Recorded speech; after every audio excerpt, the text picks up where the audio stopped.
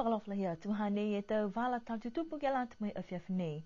Whakamua koe pungi a hotapu ne tahe pele wawhini kua toa e ke he wao I luonga he palia I tapeu. Talhaua he whahinga hua leo ke le kua nei tupu e ke mtahala tōru he mga pungi mo e toko ue tangata I loto he pele wawhi. Koe tangata whakaholo ko ia tahe tau tangata hua he eru ne kua hoko mai ka lata mo e tau whakalolahianga ke he whale tali whenanga matawai mo e taha pua ke tangata ni kua o whakataha he mtokaa. Pehe mai e takitaki leo ko Mark Chenery ko whakaue ni ha kua naka I whaitangata ni kua pākia ke lea lahi ha koe le kua nei. Koe tau kumkumianga he whahinga hua, koe talhau koe tau mana ni kua moa a si tupe le kua nei, ha kua lahi e holo mawhisi, mo he hae tau malolo kāwa ke he tangata ni kua whakaholo. Kua whitāni he tuku whala tau, hokotaki ke tau whakahala ke ia nei, ni kua whakaholo pili wafi, mo e amanaki ke tau se taha whakaholoanga, whakawhirianga pa waki ke whahitapu nei, to tuku whenonga ia ke hea whaleile. Koe whahitapu kua male, ne hohoku mai e taha mandakau he Pacific Island Forum Secretariat, ke whakatutala mo e whakatuwhonu he aho ke he tau whakaholoanga kua kisikisi ki ai, he tau kua male, ke he tau puleanga, he tau takitaki, he tau motu he atu Pasifika, ke he kau whalatahanga, he tau ngahua ke mawiheanga ni whakaingoa koe Cairns Compact. Hongfuru maua e whakakisianga ni kua whakatoka ke anono e whakatuwhonu ni weki ai, koe hingoa e tau whakaholoanga ni kua lata mo motu, si kua liliu ono ki ai he whahitapu kua mole mai matakau mai he forum. Pehe liliu pari me he motu koe tau whakakisianga, he tau kua mole mai he tau whakatutalanga, lahi e mitaki, ka kawhitana ni we he whakatoka mai whakangahua whala tau whakakisianga, nei he kamata mai he tau uaf mai walu. Koe anoanuang he talahau ia ke whai mātuta kianga, e tau ngahua mai he taha whakaholoanga ke he taha ke mumui tua whoki ke tohi koe Niue Strategic Plan. Long e tau kua mole he talahau he lilifu palimia, he tālanga e tau ngahua nei, he tau onong furu mai whikingo furu, kua nāka I hanghang mitaki ke whakangahua anga ia ke he waha.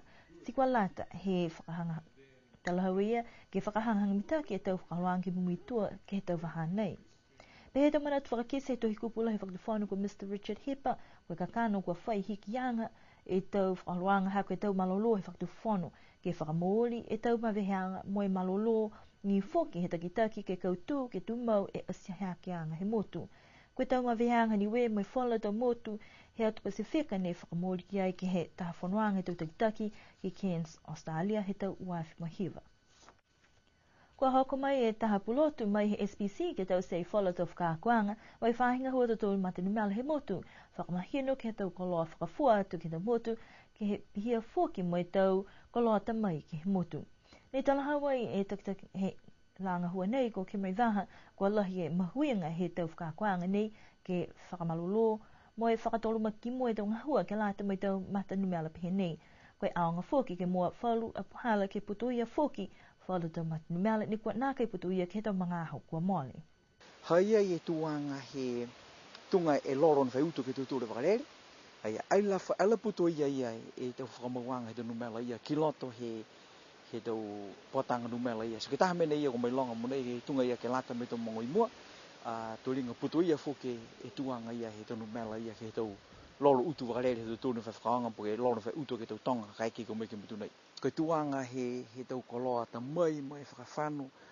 Kaeke ke tau se tūru ha e tau matawhunu ke whakaholoa ke tau e tau whakaupi he tūru. Kua lata ni ke mai longa e mai hino he tau numela ke uta ke tau matawhunu ha tau tūru ke lata me tau whakawanga pia.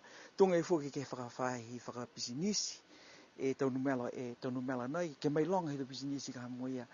Hai whi lahi po ke tose he tau koloa kaeke ke tamai. Kaeke ke tau pisinisi tālanga koloa tau tūru he mutu nei ke uta. Hai whi whuki e lahi he tau koloa ha tau tūru ne whai uta kehe mai mutu.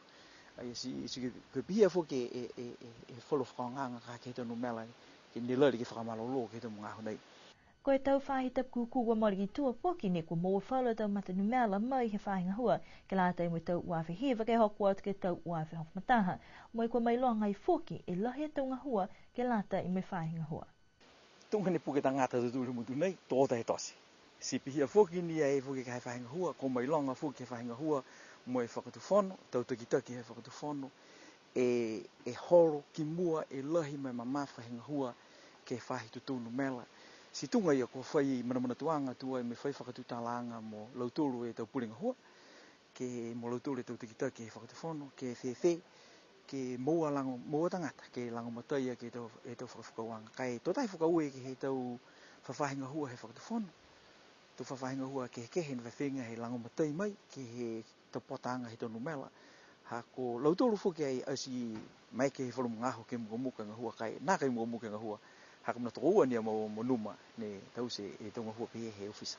Koe laulahi po ke maupopo he tonga hua he whahinga hu tutunu mela. Ko mna lahi ni ke whalanaki ke mturu e tau tangata he motu ke moa mai tau talawanga. Sipiha foki ni ke tau whahinga hua, mo mturu ne tekitaki tau whahinga hua. Koe mitaki ni he tau whikau kaeki kua ngā hua uloa tuturu kiai.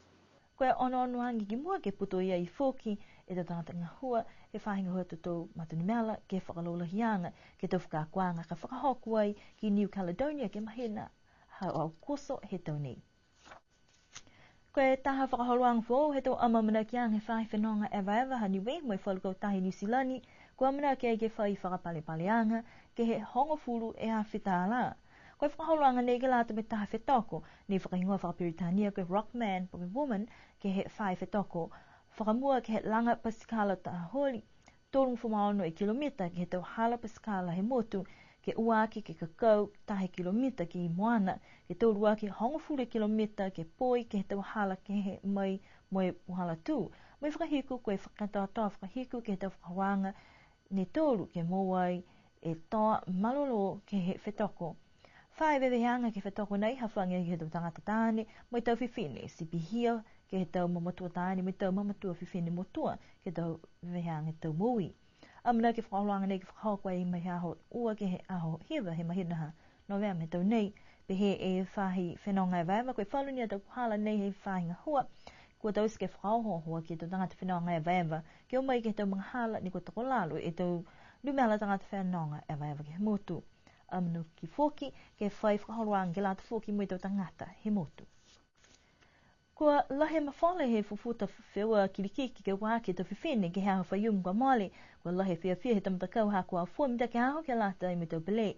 Kua tau whewa haliku mo tuapa ne whakahoku ai ki ha kupu kua mowai e tuapa taha se hong whamaone ola tutuli e liku e tau ola si moa taha se uafu e ola mai kautua I liku. Ke lata mo tamkotonga tō nguru mo mutalau urulau tāni kautua e matakau mai tō nguru mai taha se uafuru e ola kai onu fu maua ni hamtalau.